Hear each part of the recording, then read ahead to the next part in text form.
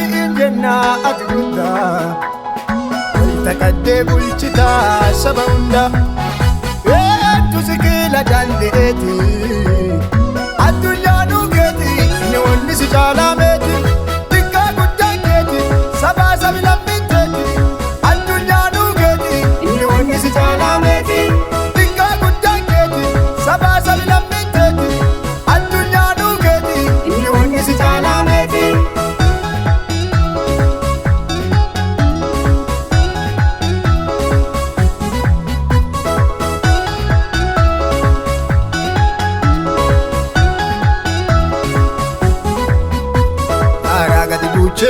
walqixxeessita tarbee gooftaa mara caaluu ansi qofa argee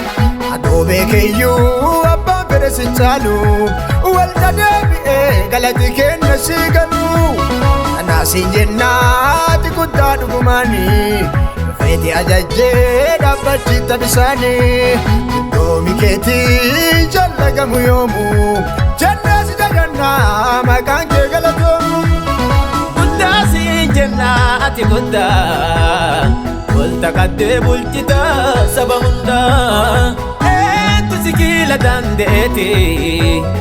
addunyaanuu keeti ishii wanni si caalaa meeti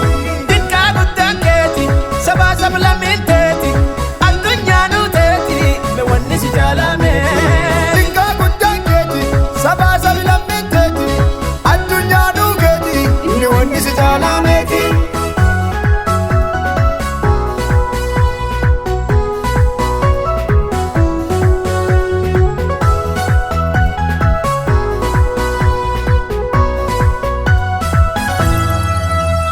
Gammoojjii keessaatti qabaachuu maddaa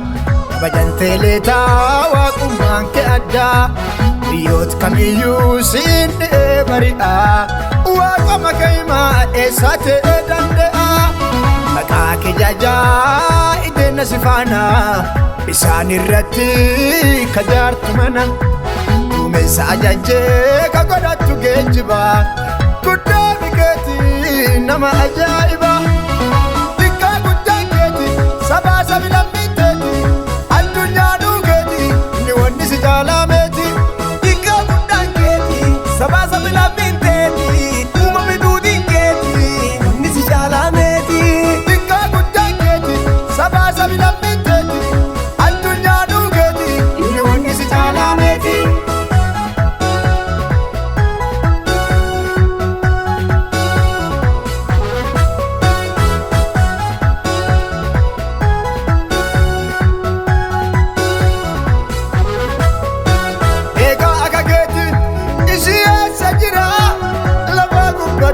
Nuti naggine kabira galata fudhadhu ati waaqa baati